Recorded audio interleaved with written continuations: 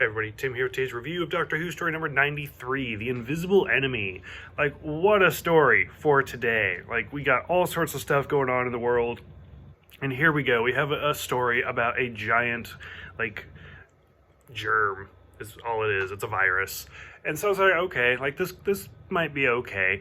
It introduces K9, which I absolutely love. I think K9 is such a good boy, and I really enjoy him, his spin-off and everything. Like he's a great companion. I really liked him. And I know a lot of people don't, which I think is interesting. But that all aside, I could never remember his introduction. And after finishing this story, I was like, oh, that's why. So 4 episodes long, it's hard.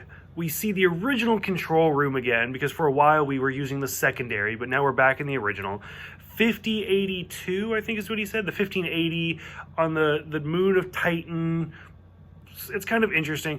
And then suddenly the Doctor gets taken over, and they go to a hospital, and this is where we meet K9. And then, like, that alone is kind of interesting. It's once we start like, oh, we're going to make a clone and we're going to miniaturize you and put you in your own brain, and that whole episode, it's like the 3rd episode, is so rough, and they're like walking through the Doctor's brain and stuff, and it's like, what is even happening right now? I loved and hated the scene where Leela and K9 are like running down the hallway, and she's like, we need a barrier here. And it's like those old cartoons, even up to the 90s, to be honest with you, but like Scooby-Doo or anything like that, where you can tell that there's a little part of the wall that they're going to like take off, or something's going to fall off a cliff because it's a slightly different color than everything else. And you're like, ooh, that's going to be important. And sure enough, like, as they're walking to this wall, you can see the cut in it already. And he shoots it, and sure enough, right where that cut is, it falls over. And I was like, oh my God, you've got to be kidding me. Like, they didn't even try to cover it up. It just, I was like, okay, whatever. So we get that. When we actually finally see the virus, the nucleus is what it's called, and it maximizes, it just becomes this giant thing, and it's so tacky looking.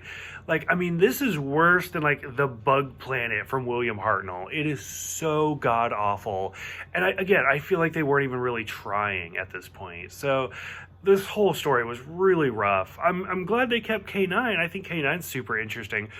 But, and I could be wrong, but I'm pretty sure that K9 is the first like non-human companion.